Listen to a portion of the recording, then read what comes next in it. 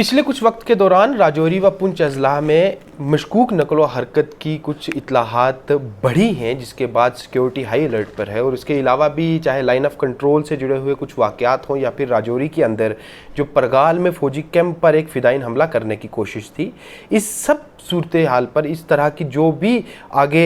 Security forces की तरफ से कार्रवाई चल रही है, इस पर बात करने के लिए इस वक्त हमारे साथ मौजूद हैं deputy inspector general of police Rajouri Poonch range doctor Haseeb Mughal साहब। सर, जो रिसेंटली एक इंसिडेंट हुआ था अगस्त 11 को दरहाल परगाल फौजी कैंप पे हमले का, उसके बाद कांद्रा हिल में भी एक इनकाउंटर पेश हुआ, इसके बाद सिक्योरिटी के इंतजाम किस तरह से किए गए हैं ताकि राजौरी व पुंछ अजला में सिक्योरिटी चाकचौबंद रहे?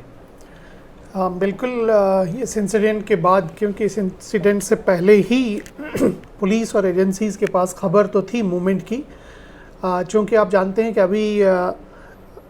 जो बरसात का मौसम है इसमें काफ़ी वाइल्ड ग्रोथ और बाकी वेजिटेशन और मक्की वगैरह का सीज़न होता है, जिसकी वजह से एक नेचुरल कैमोफ्लेज किसी भी एंटी नेशनल एलिमेंट को या इस तरह के एलिमेंट को मिलता है। इस इंसिडेंट के बाद सिक्योरिटी सभी जितने भी सिक्योरिटी कैंप्स हैं उनकी हाइटन की गई है, उनको अलर्ट किया गया है। और ये 2 से 3 छोटे छोटे स्प्लिंटर ग्रुप्स जो अभी पीर पंचाल के इलाके में हमारे रडार में हैं और जिनको रेगुलरली हम फॉलो कर रहे हैं,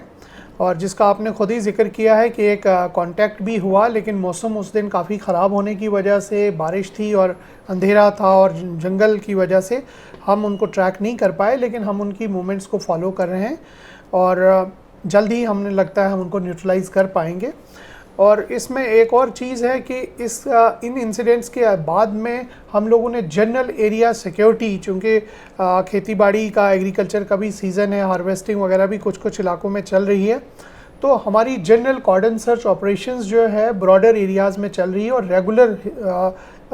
डेली बेसिस, जिसको मैं बोलूँगा, अलग अलग इलाकों में चल रही है, ताकि लोगों को एक सेंस ऑफ सिक्योरिटी प्रोवाइड किया जाए और वो अपनी रोज़मर्रा, चाहे एग्रीकल्चर एक्टिविटी है या रोज़मर्रा की बाकी एक्टिविटीज़ हैं, वो बगैर किसी खौफ के आगे कंटिन्यू कर लें। सर, जिस तरह से देखा गया है कि राजौरी पुंछ में टेरर सपोर्ट का कोई इतना इंफ्रास्ट्रक्चर नहीं रहता और लोग टाइमली कई बार इन्फो शेयर भी करते हैं, फिर भी किस तरह की अपील रहेगी लोगों से कि इस मौसम में अगर कोई सस्पेक्ट दिखता है या कोई सस्पिशियस ऑब्जेक्ट देखा जाता है तो फोर्सेस को वो कैसे इत्तला दे सकते हैं, कहाँ इत्तला दे सकते हैं? देखिए, ये बात सही है कि राजौरी पुंछ में सपोर्ट स्ट्रक्चर ना होने के बराबर है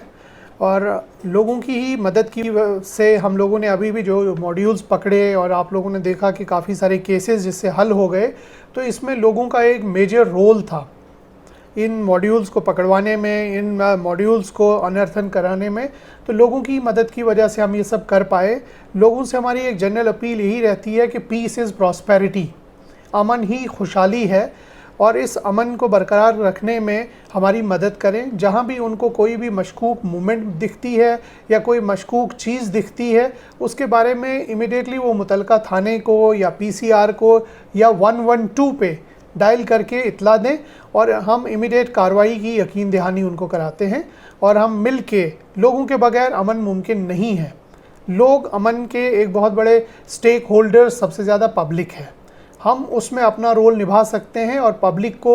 अमन चाहिए तो उसमें उनको एक रोल निभाना पड़ेगा। और हमारे जितनी भी पुलिस और सिक्योरिटी फोर्सेस हैं वो उनकी मदद करने के लिए हमेशा 24/7 जो है तैयार है। और हम अपने भी बाकी ज़राए को भी अलर्ट किया हुआ है हम लोगों ने, ताकि हम इस इलाके में अमन जो है वो बरकरार रख सकें। ये थे हमारे साथ DIG Rajouri Poonch range doctor Haseeb साहब, जिनने साफ बताया कि किसी भी तरह की मशकूक नकलो हरकत या मशकूक चीज़ दिखने पर आप बेझिझक 112 हेल्पलाइन नंबर पर कॉल करके इसकी इत्तला दे सकते हैं। और ये हमेशा पुलिस की तरफ से व दीगर हिफाजती अमले की तरफ से कहा जाता है कि जो भी इस तरह की कोई जानकारी देगा उसकी आइडेंटिटी को पूरी तरह से सीक्रेट रखा जाएगा, ताकि उसे किसी भी तरह का खतरा पेश ना हो और बर वक्त किसी भी तरह की मशकूक नकलो हरकत या मशकूक चीज़ पर कार्रवाई की जा सके। राजौरी से मैं सुमित भार्गव।